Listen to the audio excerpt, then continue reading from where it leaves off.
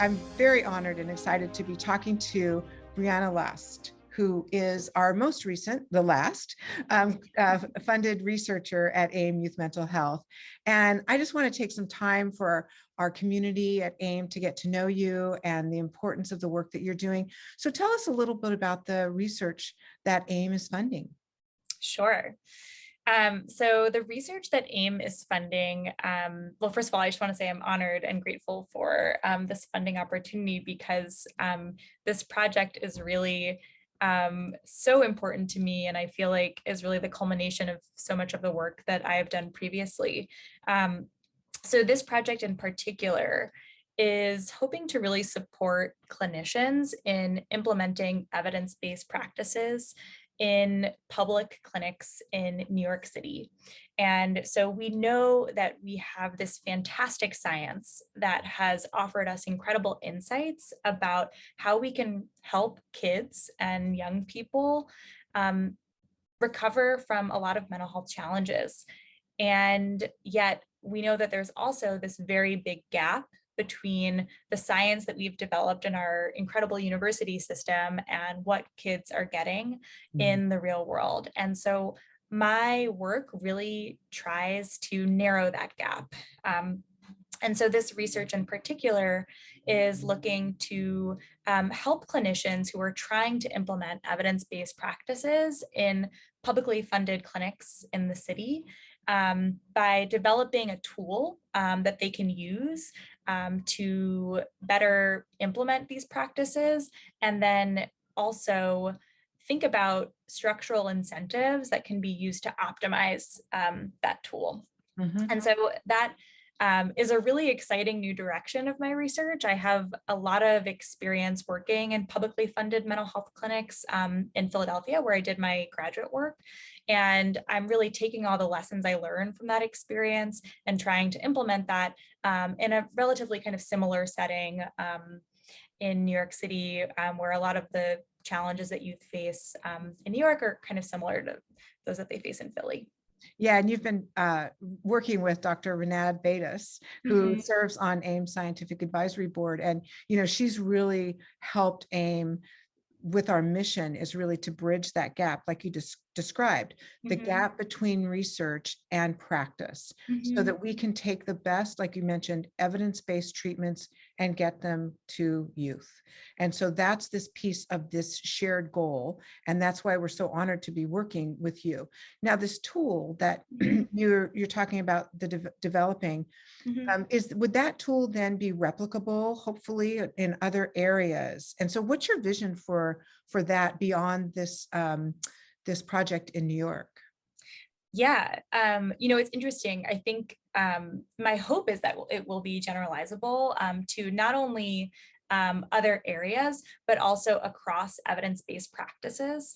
So this has been something that's been kind of really interesting in the field of clinical science, is that, we've developed these treatments for individual disorders, but as the science has developed, we've really learned that there are a lot of commonalities across disorders, and that there are a lot of kind of core features of all treatments that really seem to be predictive of change and sort of what accounts for improvements in youth's mental health symptoms. And so what this tool is going to do is hopefully be kind of trans-diagnostic and trans-theoretical.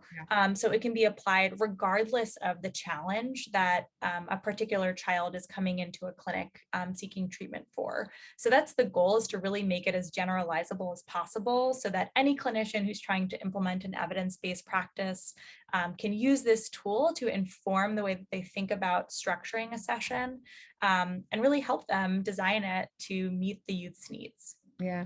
And we've talked about your work in the past. If you could share a little bit about that, how this ties in. You were talking about really working with primary care and bridging that gap there. Can you tell everybody a little bit more about that? Yeah, absolutely. So my work has kind of been in two different kinds of settings. And so one setting, as you mentioned, is in primary care clinics. So I worked at the University of Pennsylvania's health system, trying to make better connections between mental health care and primary care. And so we often. When you say primary care, you're talking about going into your pediatrician's office, right? Absolutely, Yeah. yeah. Yeah. So if a parent is taking their child into a pediatrician's office and that pediatrician could use these tools to assess.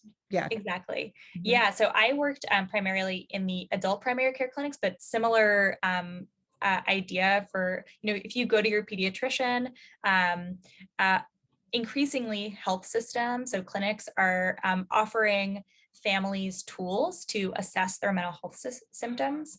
And so to try and create, linkages to care. So if you come in and, you're just going for kind of a routine checkup, we're starting to see mental health as part of, health, and saying like, that's important too. And we need to connect you to care, just as like, if it turns out you have a sore throat, we're going to connect you to services for that as well. That's And also one of the key goals of AIM, is really integrating mental health assessment and services within the whole system, to break down those silos, to looking at it as a separate condition. absolutely. Yeah. Yeah, I mean, I think that's such an incredible goal, and it's so important, especially as we know, the pandemic has really upended people's lives and increased the challenges that people are experiencing, particularly young people. Yeah. And so we need that kind of routine assessment to make sure that kids are not just, Mhm. doing well physically, but also psychologically. Yeah, and when those assessments and those interviews are done in the pediatrician's office, that they're based on evidence-based practices. That's the piece I think that you're so good, and your work has been so instrumental in weaving that into ensuring that we know we have a huge way to go in terms of getting treatments to kids, but we want to make sure that the treatments that you're talking about are evidence-based, are tried, and that will really help kids, rather than just patchworking things together. So that's why we're so excited about your work. Your work has really been about improving care, improving mental health care for youth. And so if you're looking toward your career and where you want to go, what this overall vision is for the difference you want to make, could you share a little bit about that? Yeah, I mean, so much of what motivates me is, my own kind of personal experience, understanding that if children who are born in families that are under-resourced don't have the same kinds of access to care and necessary services that kids who have kind of, a lot more resources. And so the aim of my work is really about equity and ensuring that every child, no matter who they are, can access and continually engage in the highest quality care. And so that's really like what kind of gets me to work every morning and drives what I do. Because fundamentally, I think, healthcare, mental health care is a right, and it's something that everyone deserves. And not just any healthcare, but like incredibly high quality evidence-based practices. And so, yeah, that's what drives me. And hopefully over the course of my career, I can continue to improve the well-being of youth. And whatever we can do at AIM to support that, what you just described, is what we're here for. And so we'll watch. Now we're granting this funding now, but we're going to watch this journey and really be with you and towards those goals of improving equity and accessibility to any child wherever they need it. So thank you so much. Now I can call you Dr. Last now, because I understand it's the PhD is just fresh on the wall, right? Yeah, this August, I'm Exactly. super excited, and I'm super grateful to AIM for this opportunity. I'm really honored and really excited to sort of put these resources to work and really start right away. Yeah, let's get going. Yeah.